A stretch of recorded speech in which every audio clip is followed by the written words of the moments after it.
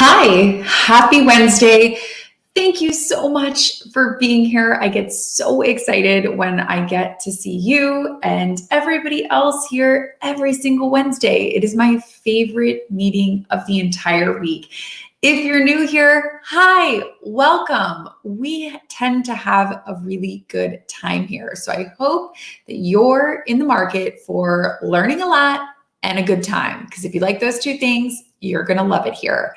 So if you haven't already, say hello. We're nice people. Say hi. Where are you coming in from? I have a tea. Maybe you have something else in your cup. I don't know. Let us all say hello to you. So if you haven't already, join us in the chat, give a little hello, because today we are going to dive into one of my favorite and most elusive topics. And I'm not talking about work-life balance, although that is also an elusive topic. I'm talking about the world of personal branding and putting yourself out there and not being terrified every time you have to do it. And I could think of no one better to cover this important topic than the one, the only, Mark Metry. So help me in welcoming Mark.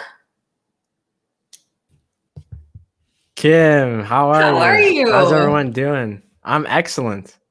I'm hoping that everybody Google stalked you before joining, because you have a lot of awesome things going on, from your podcast to your book to your course. You're doing a lot of stuff. I'm young. I gotta live life. Life is short. I'm 23, and ever since I've been 18, I've just totally looked at life from a completely different way. And it's just like I'm like a kid in a candy store, you know. I love it. And do you do the caffeine, or are you just so young you don't even need it? You're just constantly. I already drank coffee. I'm like drinking some water, some like pineapple water right now. I love it. I'll drink some green tea later in the day, though. It's my personal favorite. So close to my heart. Yeah, of course. And Kim, real quick, I just want to say I really appreciate this invite. I remember watching you from afar like 3 years ago, seeing on like Forbes on Gerard Adams, and it's so cool that you invited me. So that's like such an honor for me. I'm so glad to be here. Well, thank you. It's such a full circle moment, and I'm so excited to learn more from you. And so for anybody that isn't familiar with you or your story, can you give us like a 30-second quick overview? Again, hopefully people did their Google stalking, but just in case they didn't. Yeah. So I grew up on the East Coast, Boston, Massachusetts. I'm the son of immigrants that came to this country with like $200 in their pocket. I remember being an entrepreneur at a very early age, doing some small things, some big things. When I was like 15, I started my first six-figure business. But, really for me, I think the main thing I want to highlight is I remember my entire life just experiencing super severe social anxiety that literally did not let me be myself. And I went through this crazy journey. I talk about it in my book, Screw Being Shy, where I really look at this from like a mental health perspective and undergoing all the different information that I've learned from my podcast, from talking to neuroscientists to talking to business people, and really just, trying to center my life around, for those people out there who they feel like their brain doesn't let them talk, where anytime they feel like they can't be sort of their real self in real life or online. That's really what I decided to focus my life on, because I know how debilitating people like that are sort of living in like these invisible silent cages in their mind. And a lot of them don't ask for help given the situation. And so that's all I want to highlight. Well, that's what I feel like is so, I think, curious is I feel like most people who cover, whether it's personal branding or putting yourself out there, most of the time these people are extroverts, they're leaders, they're people that, had the lemonade stand from a young age and sold the Girl Scout cookies door to door without problems.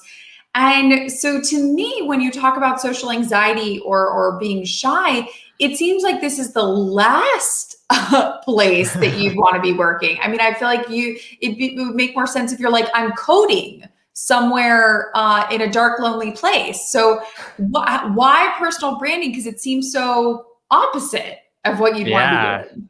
Yeah. I mean, it's funny. I remember before I left being in college studying literally computer science and how to code. And, really for me, I think the biggest thing I would say on that is, there are people out there who are introverts, and there's nothing wrong with being an introvert at all. There's nothing wrong with being shy every once in a while. We all experience that.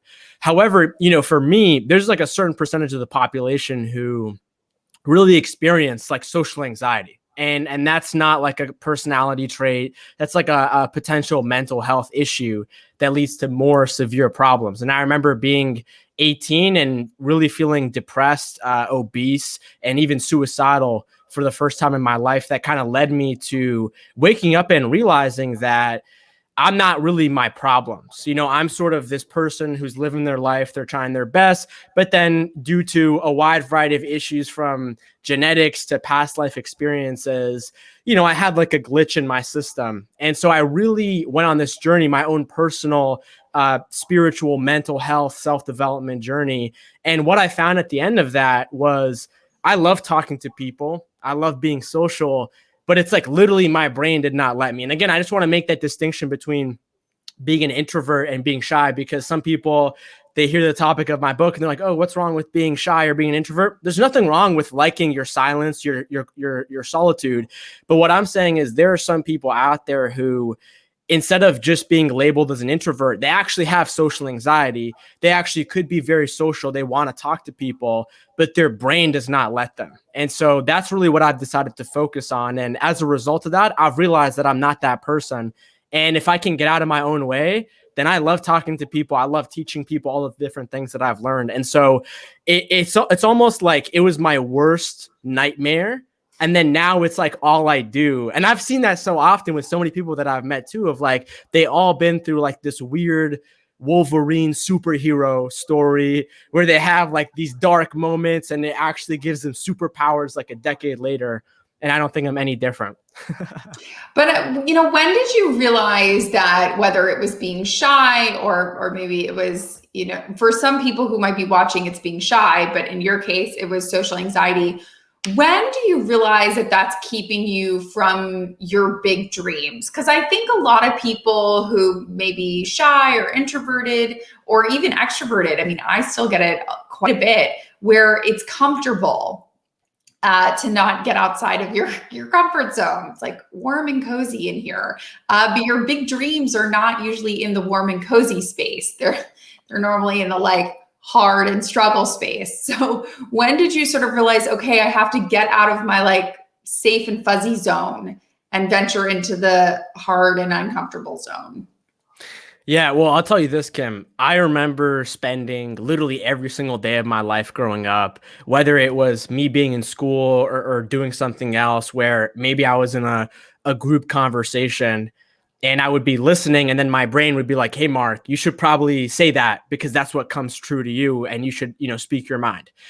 And I saw that every single day where my mind, like my true authentic self, would be like, hey, Mark, like you should speak your truth. Like, hey, say this, say that. And almost every single time, my brain would just sort of automatically shut that down and enter into like this nervous fight or flight system where all of a sudden my throat would clench up, my heartbeat would start to race, my mind would just go blank, and then I would have no idea what to say. And eventually you live your life for so many times like that, and then you try to go to sleep at night, and then as you're trying to fall asleep, your mind is like, oh man, you should have said that, you should have said this.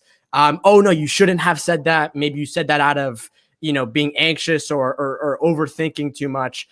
And then really what ends up happening is you end up not becoming yourself. And for everyone, it happens in a different way, but often you have this moment in your life where you just gain a little bit more perspective and clarity, and you realize that I'm not who I want to be. I have this entire unlived version of myself that I have never actually done because I never made those true decisions each and every single day, which is where I was when I was 18. And I was like, holy crap, I'm not even myself. I'm not even motivated anymore because I'm not living the truth of my life. And I remember at this time being a pretty successful entrepreneur. I remember making six figures, but yet like that's where my mental health was at its worst. And so really I think it's really just out of desperation. And maybe that's not the correct answer, but you really do just reach a point where it's like, man, I can't keep living my life like this. And the reality is that it never ends, and honestly, I feel like I'm at a spot in my life now where, last year, 2020 happened. I had like my book coming out, I was supposed to do my TEDx talk. We all had so many things that we were supposed to do, but everything got canceled. And that's very conflicting for me. And so now I'm kind of, over the last 3 months of 2021, I've kind of realizing that I'm kind of in the same spot, and I have to like refine myself and recreate myself and really, take a pause and really decide to create my identity. Because I think a lot of us, we get swept off by some of these identities that society gives us, but it's not really us. And some of these identities in society are good, but a lot of the times they can be very limiting, especially for today. And then given the tools that everyone has access to today and how much freedom each person could be having, like I look at myself and my journey and I'm like, man, if I never, sort of took a stand, said enough was enough, some of those factors I could control, some of them I couldn't, I wouldn't be doing any of the amazing things that I get to be so grateful for every morning. And it's really led me to realizing that there are millions of people out there like this from all kinds of countries, from different religions, ethnicities, races that, are living in their own cultural reality bubble. And so many of them are locked inside of their own mind. And I'm not any different. I've talked to other people who have done this. I don't have a crazy story. There's a lot of people like me. And so it's just about kind of following that path, getting to a spot where you don't have any other choice. Like, that's my take. I could say other things like, oh, you should start meditating and whatnot. But I think at the end of the day, like, you really have to have that internal intrinsic motivation for being yourself. And I know for me, last thing I'll say is, I just got sick of losing again and again and again. I got tired of feeling like a loser. And it's really, I think, that feeling of getting sick and tired of being sick and tired and saying, hey, maybe like me waking up every morning and working so hard and trying to like bash my head against this computer and sort of like brute force life, maybe that's not working. Maybe I should try to learn what, maybe other smarter people who have been on a similar path have done that's worked for them. And let me try to experiment. I think that's really where it all starts. Well, and I think it's a really good point to bring up that, as you think about reinventing yourself or debuting sort of a new version of you, we're not meant to be these caterpillars and butterflies where, okay, we graduated from university and then we bloom into an adult and we stay that same adult from age 22 until we retire from the workforce at 65. Hopefully it's the type of thing where you bloom many times in your career and bloom with new experiences, with new opportunities, whether it's a job, whether it's a book or a podcast or a new title or a new company.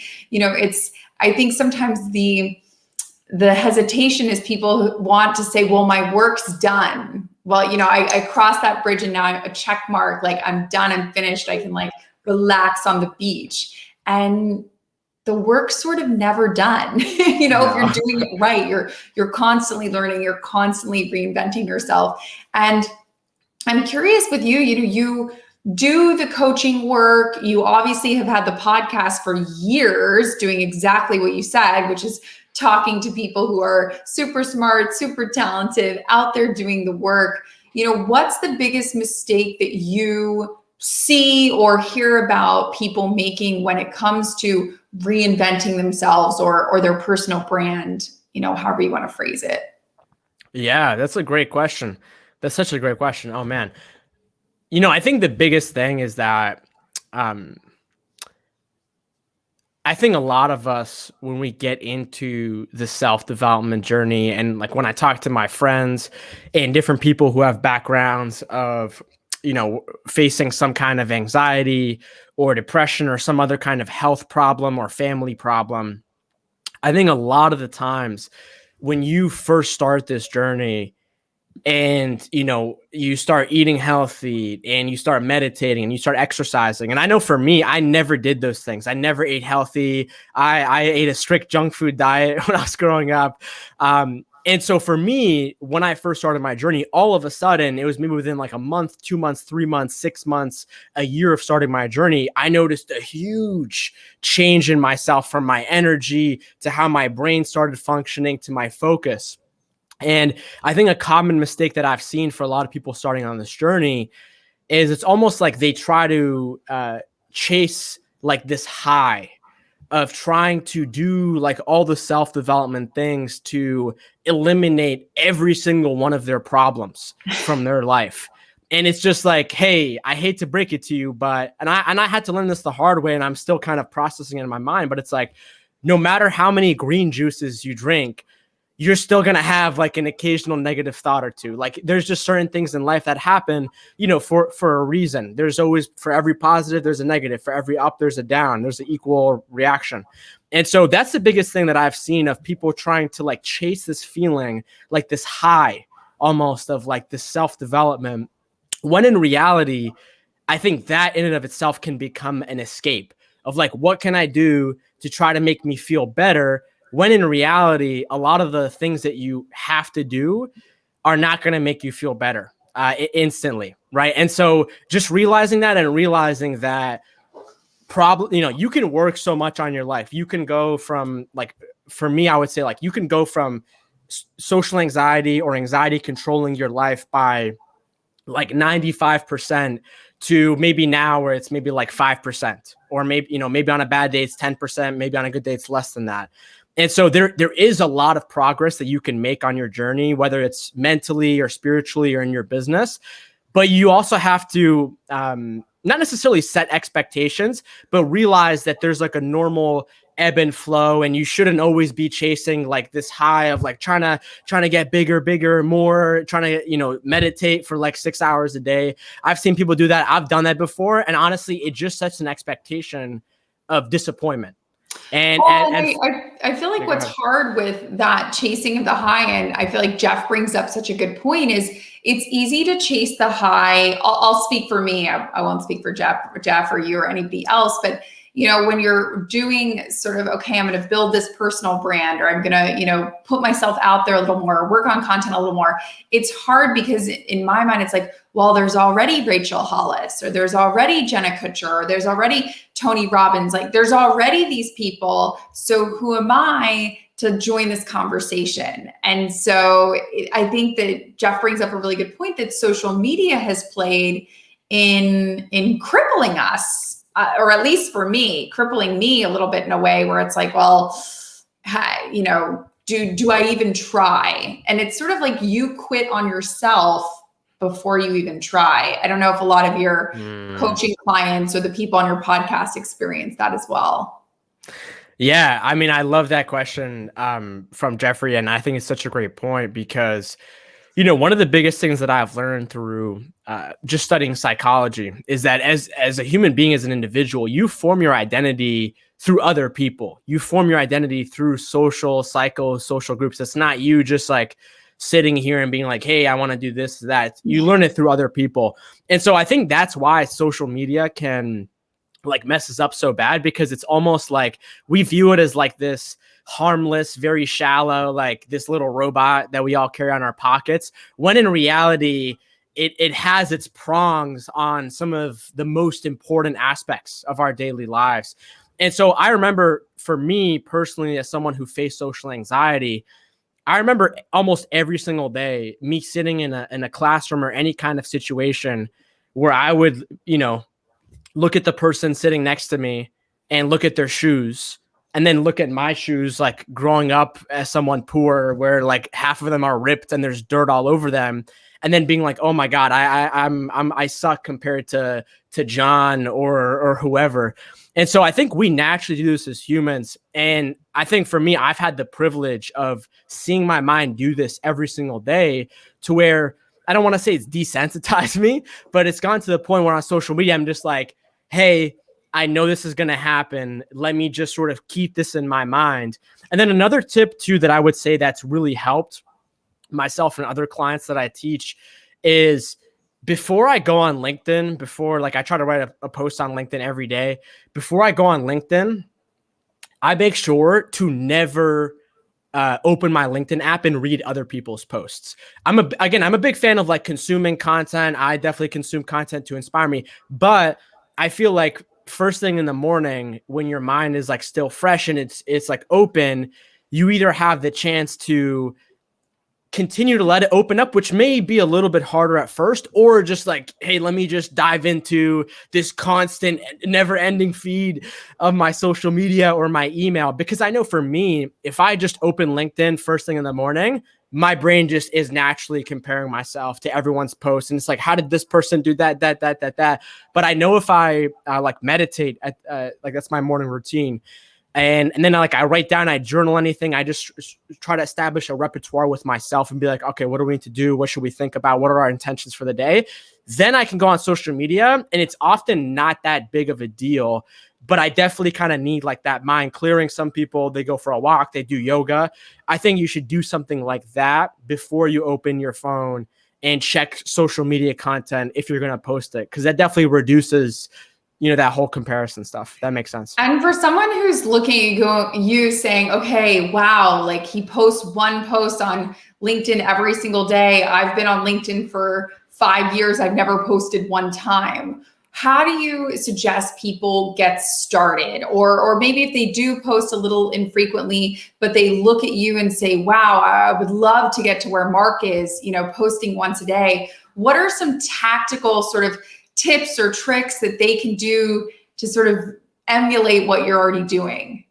Yeah. So I remember one of my mentors in 2017 telling me, he was like, hey, I post on LinkedIn every single day. And at that time, I didn't even know that LinkedIn had a content feed. I didn't even know you could post content on LinkedIn. So I was like, wait, what? And then I remember after he told me that, I tried to do that. I tried to post on LinkedIn every day.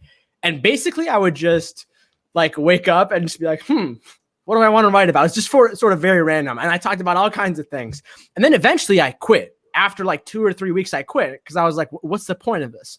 And then it maybe wasn't until like a few months later where I got back on posting on LinkedIn every day. And then it just became like the consistent norm. And really a few things that I found that were really helpful for me was I was like 19, 20 at the time. And so I don't have like that much advice. I don't have that much wisdom to give out yet.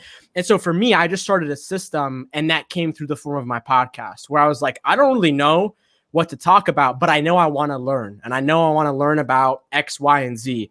Let me try to see if I can interview or try to reach out to people and have these conversations. And so for me, my first posts on social media had nothing to do with me. They were just about other people's stories, lessons that I had learned through hearing other people speak their story, their lessons, their thoughts. And so that definitely removed a lot of pressure.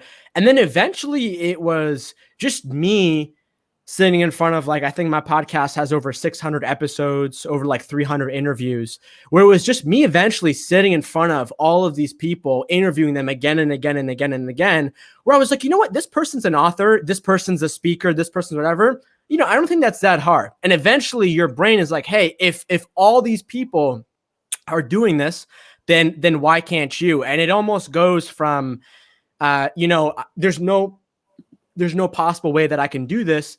But then all of a sudden, if like the 5 closest people in your network or people who you're very close to, if they all start doing it and it becomes the norm and it becomes a new good behavior, then it gets very, very easy. And so that for me was like my route on how I did it. And so it wasn't anything, overnight. And it took me years and years and years of figuring out like, oh, wait, I have a story, or like, wait, I have value to add. And so it was a very reiterative process of me just going back out and then also having some sort of a system. So I'm not just relying on my own thoughts. I'm not just relying on my own words in case they don't happen to be there any day. But that has helped me 100 times. And then the last thing that I'll say real quick is I'm a big fan of trying to find some sort of an organic idea capturing system for your daily life. And so for me, whenever I go for a walk, whenever I'm at a meeting, based on what other people are saying, based on what I'm thinking, there's like hundreds of ideas, hundreds of insights that are popping up in my mind. And so for me, either like texting my assistant or sending her a voice memo or using Siri to be like, hey, Siri, remind me to like write this, and I'll write down one sentence and I'll make sure to go back to it later. That's awesome. Because a lot of people say, oh, I don't know what to talk about. And it's just like, hey, I talk about this in my book like from a neurological perspective. And it's like the average person has 50,000 thoughts a day. I 100% guarantee you one of those 50,000 thoughts, there's some kind of a potential idea.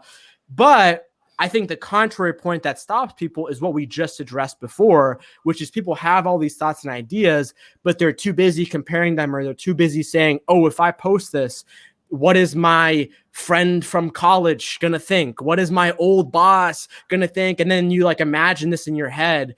And so this happens to all of us. And I remember too, I was talking to, someone, let's just say who's like a very high up in like Gary Vee's company. So like social media company, marketing, all that stuff.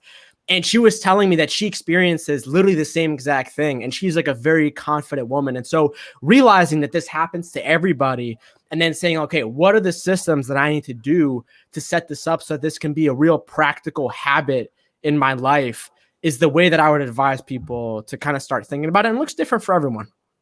Well, I'm curious to dig into, well, I'll ask everyone and then I'll tell you my opinion, but I'm curious for everybody else who's joining us live, like what is stopping you from building your personal brand or putting out content on LinkedIn or just kind of putting yourself out there in a way that's like, hey, here's a lesson I learned or an idea that I distilled? Because two things that you talked about are still some of the biggest blocks that I have to continually get over, which is one, the amount of time. When you're talking about one post every day, that, to your point, it's not just 5 minutes. It's something that you're intentionally putting out there and thinking about. So one is time, and two is systems. You hear all about people who are saying, well, I program my posts via Later or Sprout Social or Buffer or all these different plugins and apps. And I just sit there and my mind explodes. So I'm curious for you, when you're talking about these systems or programs, what are like the foundational building blocks that you would recommend to someone like me or maybe anybody else who's joining us that might struggle with that a little bit? Yeah. So, believe it or not, I don't use any of these scheduling apps. I probably should. Okay. But, for me, what I advise is I think it's all about just looking at your calendar. And so like for me, what really messes up my day, messes up my focus and my ideas is like randomly checking LinkedIn or randomly checking social. I know a lot of people, like almost every single person in the marketing world does this. Everyone's glued to their phone 24/7. I personally can't do that for the sake of my own mental health and just my boundaries. And so for me, what I do is I just schedule in my calendar. And so I know today, after I have a meeting at 4:30, I'm going to go in and I'm going to check my LinkedIn and that's all I'm going to do. I'm not going to multitask. I'm not going to do anything else. And I find that just really helps. And in terms of trying to find like the time to do this or how much time should someone set apart, it's going to take more time as you sort of begin. But eventually as it becomes a habit, it'll definitely become like faster. And what I would say too is I think it's all about finding your comfort zone. And I know we always talk about trying to leave your comfort zone and all this, but I believe on social media marketing, you should be in your comfort zone, right? Because if you're an introvert, what if you don't want to do video?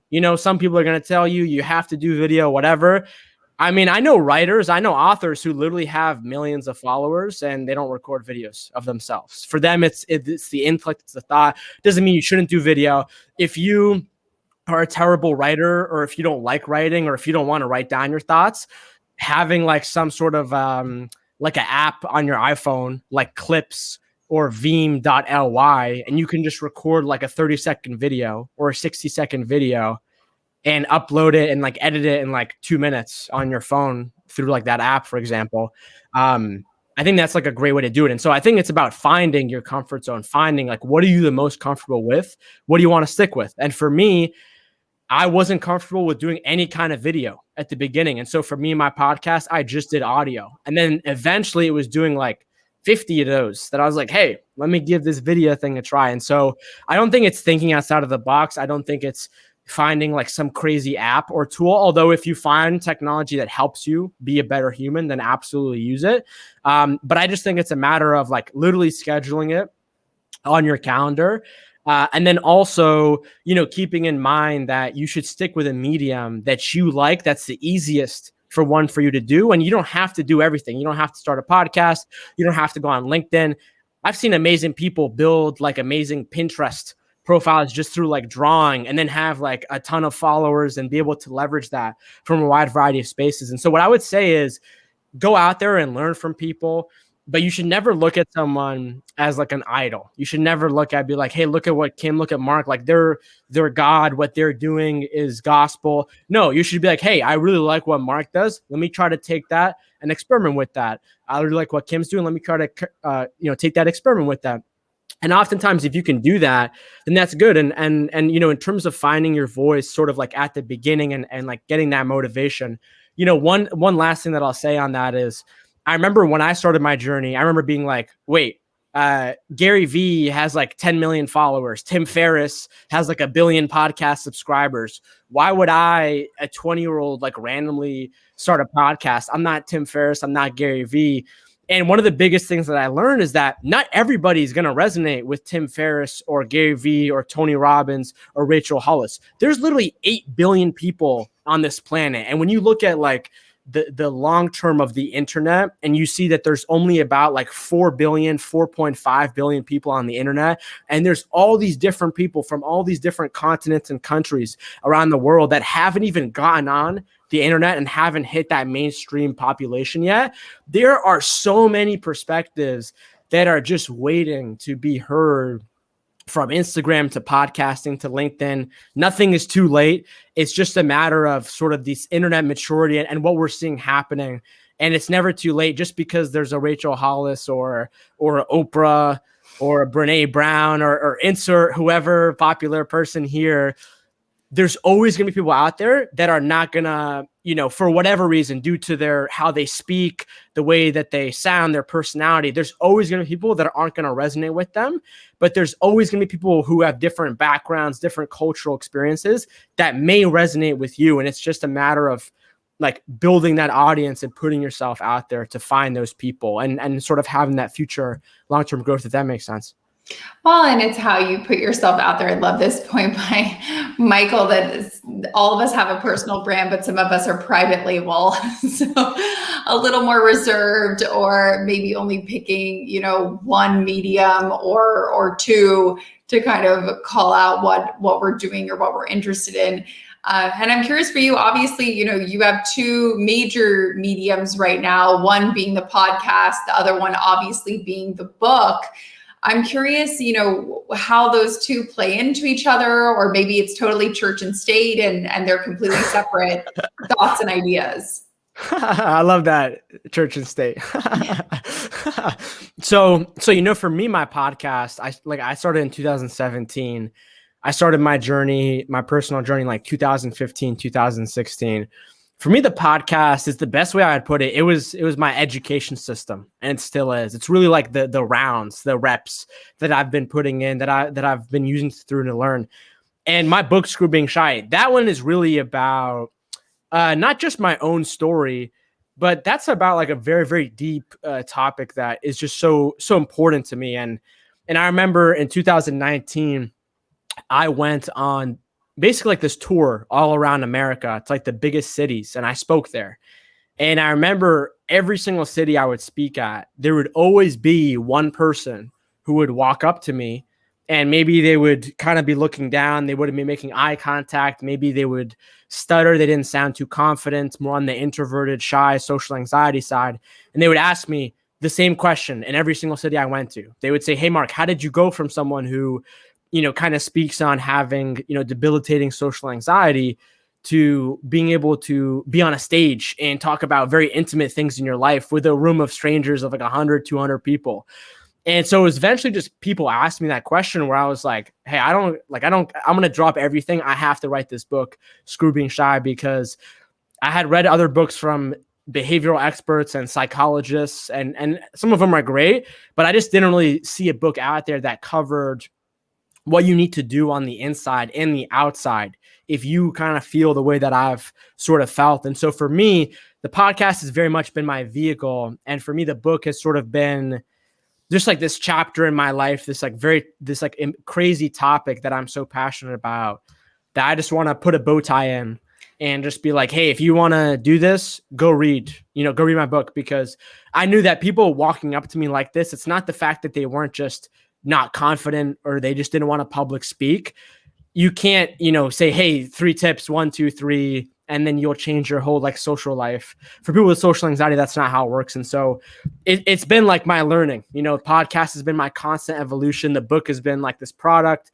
And then it's also been an audiobook too on Audible, which came out, which has been awesome. It's like an 8-9 hour audiobook. I had my friend interview me in between the chapters. And so, they're beautiful meetings. Is the book only for people that suffer from social anxiety, or is the book, if you don't suffer from social anxiety and maybe you may or may not be shy, does the book still apply to you, or it's not really your best place? Yeah. So, a lot of what I talk about is from like a mental health perspective, because I just wanted to make sure that I wasn't just like randomly sharing like my story as like an anecdote. I actually wanted to do the research and look at the data and see what's out there that's evident for other people that could work for them. And so, I've shared this book around, and it's been endorsed by like different entrepreneurs that say that this is like a good handbook for an entrepreneur's like mental health, or even if you have someone on your team who is introverted, or, I've even met extroverts who are extroverted, but they struggle with being their real selves in front of people. I know a lot of extroverts where, again, from a non-judgmental perspective, they always have, whether it's like a drink in their hand, or they always want to be like the funny person, or they're always talking about their accomplishments and they're always bragging because that's like their mask. And so what I would say, this book is for anyone who really wants to like drill down into themselves. And even if you are an extrovert, even if you are confident, but how do you be your true self in front of other people? And so that's what I would say. And yeah, people can check it out on Amazon and just Google it. When you talk about drilling down and kind of drilling down on your true self, and I think a lot of people would find that very helpful. And it's something that you do on the podcast, which, as you said, hundreds and hundreds of people that you've sort of drilled down with. So I'm curious, what is a piece of advice or tip that you got on the podcast that you heard in real time that then you actually ended up applying to your own life, and it actually worked? Like, you're like, well, I'm glad we had that podcast because now I'm doing it. Yeah. I think the biggest one is I heard this statement, and I've heard it a couple times by different people in different ways, but truth is the chiropractor of the mind. And basically the way that someone described me this is like the same way that our skeletal system, like the bones in our body, that's what holds up all of our organs and our flesh. The truth is like the skeletal system, but for life itself. And the reason why I say that is because so many of us have been lying to ourselves, just like ourselves, not even other people, but lying to ourselves of what we should, what we shouldn't be doing. Maybe different compromises that we've had to make due to fear, or due to putting limitations, or due to, oh, this just isn't for me, or I could never do this. And I really believe that for me, when I started to ask myself, like, what is the truth of my nature and what have I been lying to myself about, is when I started to experience life from a completely different perspective. And I remember growing up and always lying. And I wasn't always lying because I was a bad person, because I hated people, because I wanted to manipulate. But it was because I was so insecure, because I was so anxious. And so when people asked me a question, I would lie to like get myself to feel better, or to make myself a better person, like in their head, compared to what was actually truth. And I realized that every time I did that, it stopped me from drilling down into the truth of myself. And it just continued to create a bigger and bigger inauthentic version of myself. And eventually I got to a point where, it's almost like every time you lie, you take the real version of yourself and you put it to the back. and you create this fake version of yourself and you put that to the front of your life to where everyone can see in you yourself, and that becomes your identity. That is how people end up with depression and other mental health issues decades later, because they don't even know what's right and what's wrong. And I remember experiencing this myself and just getting to a point of rock bottom of just being like, Mark, what are the lies that I have told myself?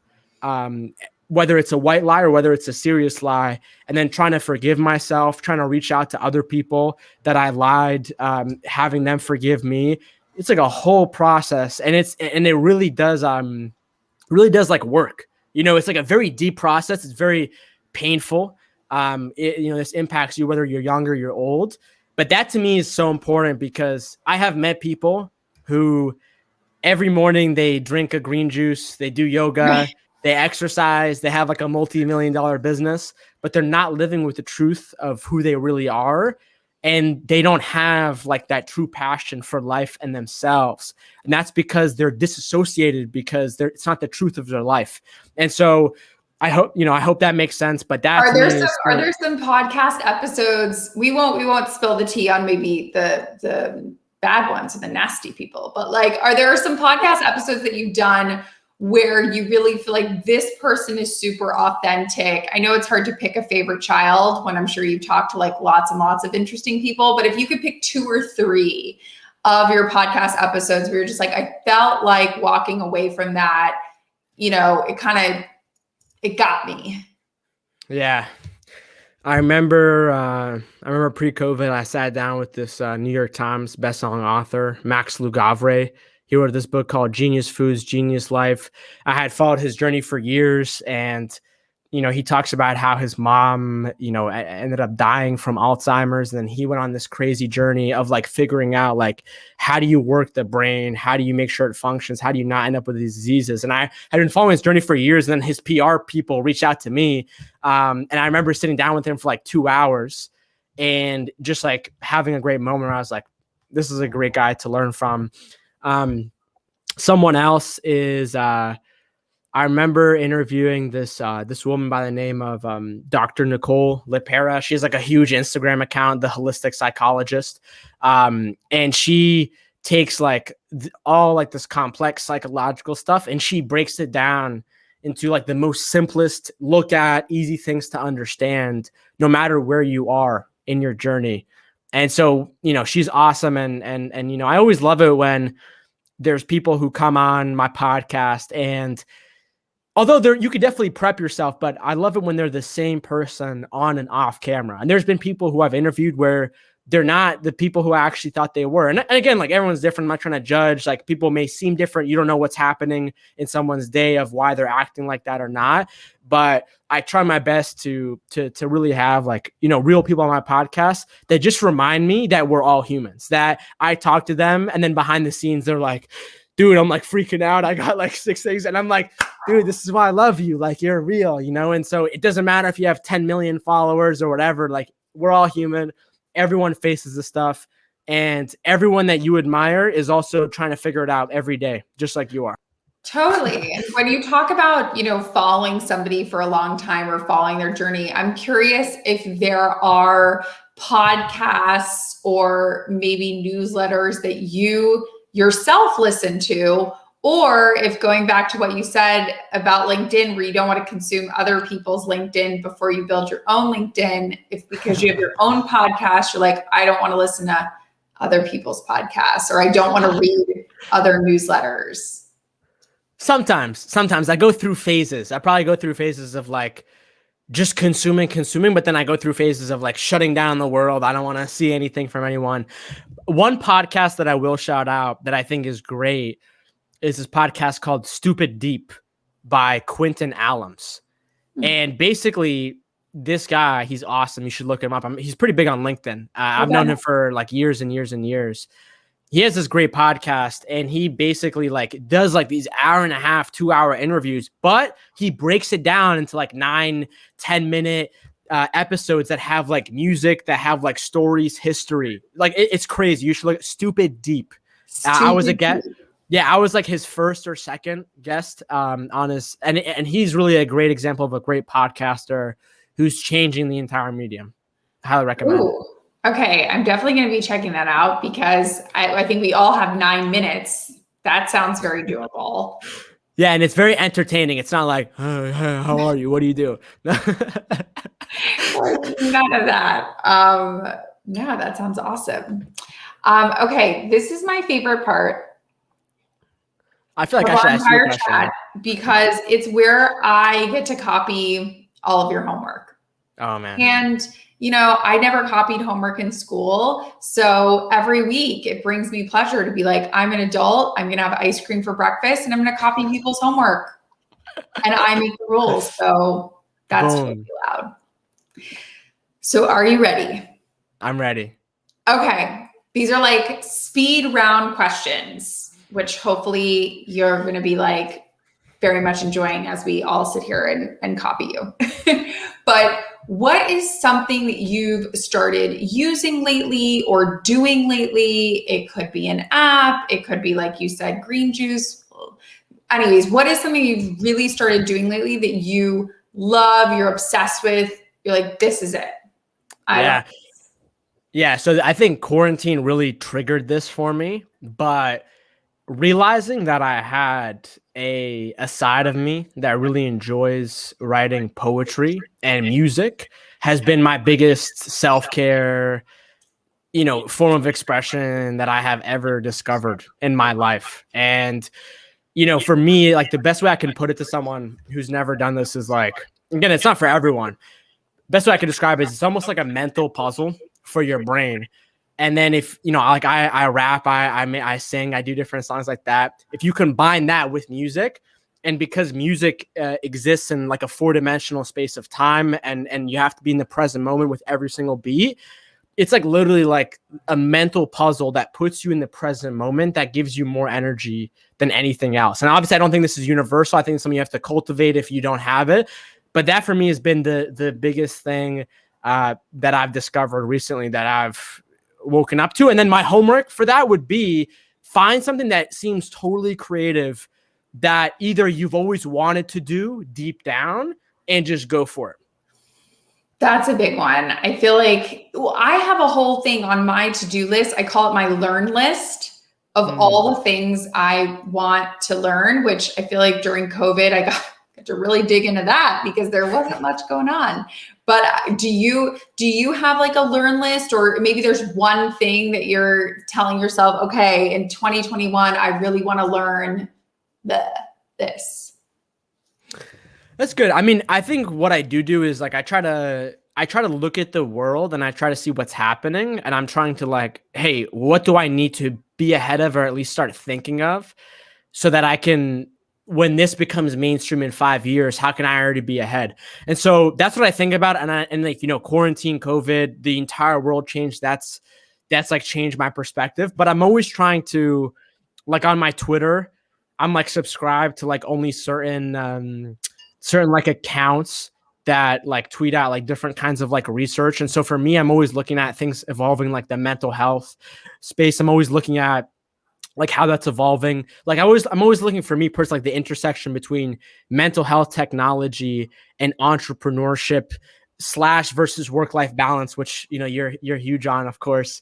But that's the way that I view it. I try to look at it, and I try to look at different trends and just try to like get more curious about them. Like one of the big ones for me is like what's going to happen with social anxiety and quarantine and lockdown, especially with kids, and the long-term effects of that, and try and be like, what can we do, with different schools and whatnot.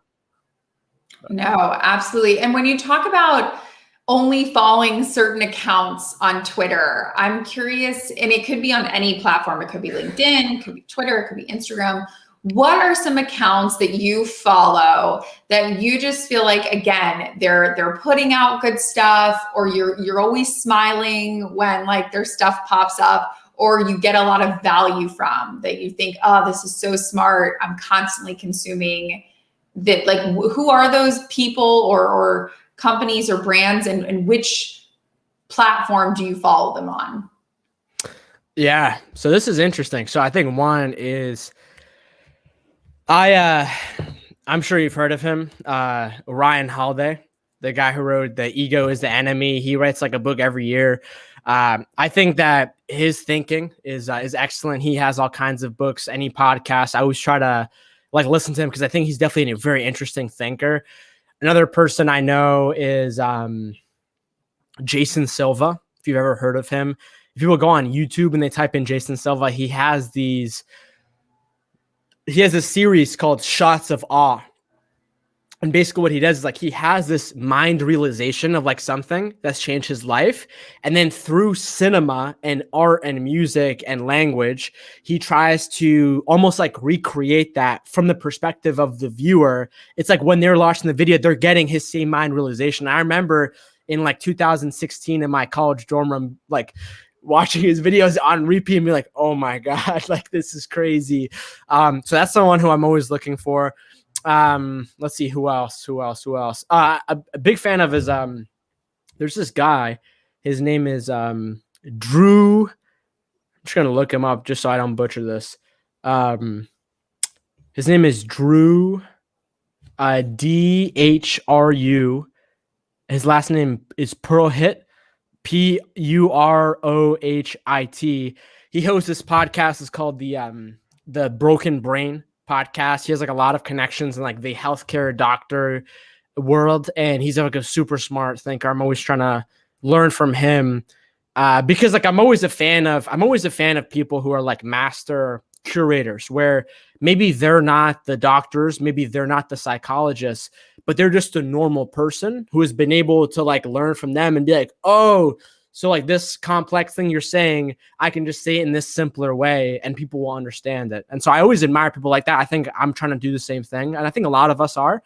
But those are three people that I definitely look up to. I love that. Okay, if you could give all of us one homework assignment this week, it could be maybe listen to a certain podcast, wink, wink. Maybe it's write your first LinkedIn post. What would be a good homework assignment that you would give all of us to do for this week? This is what I would do, okay? I would pull out my phone right now, and what I would do is, for me, I'm all about change. I'm all about, like we all have an unconscious version of us, our default mode that maybe just always wants to keep us doing the easiest thing possible or wants us to just always be anxious, not because we want to be, but because of what we're used to. And so what I would say is you have to break that normal behavior by reminding yourself literally every single day. And so what I would do is I would pull out my phone and I would go into the clock app, just the normal default iPhone clock app. I would go to your alarms section.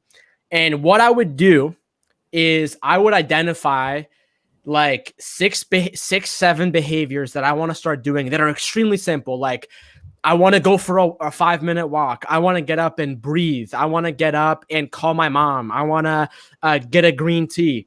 And what I would do is I would set an alarm on your phone for every number that's the same.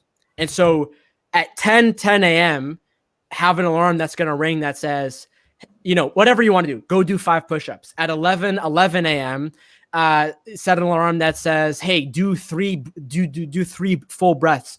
At 12:12, set a reminder to like text your significant other and tell them how much you love them. At 1 p.m. and so on and so forth. And so again, that may seem a little crazy, but if you have it at those odd numbers, it will slowly start to remind you at a default level. Eventually, if you decide to shut these alarms off, to just sort of do these things that you always want to do, but your default self stops you. And so it's almost doing like a little bit of manual labor at the beginning, but eventually it will get better to do whatever you want to do. And you can just identify those actions by yourself. But that's what my homework would be to all of you. I hope you do it.